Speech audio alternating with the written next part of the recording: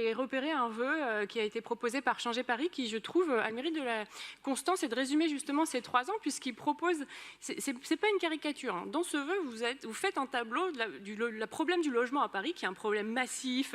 Les familles fuient Paris par millions, les classes moyennes ne peuvent plus se loger, ne peuvent plus acheter, ne peuvent plus payer leur loyer. Et vous faites un vœu qui demande à ce que la ville de Paris conserve uniquement dans le pastillage pour faire du logement public, uniquement les immeubles insalubres et vacants. Et vous demandez à ce qu'on chiffre un peu ça. Mais en fait, c'est chiffré la pure, à chiffrer le nombre d'immeubles insalubres. Comme la ville a fait un travail depuis 15 ans sur les immeubles insalubres et en 15 ans a retravaillé 2000 immeubles, il n'en reste plus que 170. Donc vous avez un problème massif de crise du logement et vous proposez que la ville reprenne la main sur 170 immeubles. Mais en fait, c'est complètement inepte comme politique du logement.